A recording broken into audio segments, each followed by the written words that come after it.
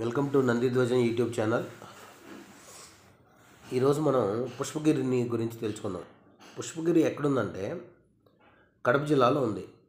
కడప నుంచి 16 కిలోమీటర్స్ దూరంలో ఉంటుందన్నమాట ఈ పుష్పగిరి అనేది. పుష్పగిరి మఠం కూడా అని పేరు వింటాం కదా మనం. మన ఆదిశంకరాచార్యులు వారు స్వయంగా అక్కడ శ్రీచక్రాన్ని ప్రదర్శించినారు.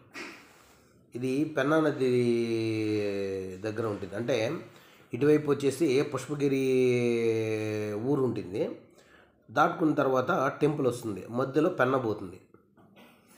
అది అక్కడ 5 నదులు సంగమ క్షేత్రం. అది ఏది మన పుష్పగిరి జస్ట్ మన కడప నుంచి 16 కిలోమీటర్లు. పాపాగ్ని, కుముద్వతి, మాండవి అవన్నీ వచ్చి పెన్నాలో కలుస్తాయి అన్నమాట.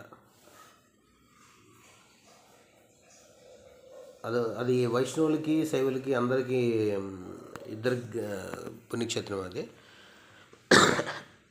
మంచి ప్లేస్, అది చూడొచ్చు. కడప పోయిన వాళ్ళు ఎవరైనా ఉంటే, లేకపోతే కడపలో ఎవరైనా కడపకు పోయినప్పుడు తప్పకుండా ఆ పక్కనే ఉండే పుష్పగిరి మఠాన్ని కూడా చూసేసి రావచ్చు.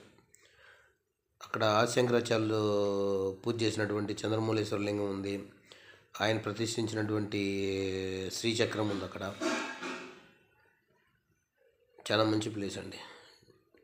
Thank you very much.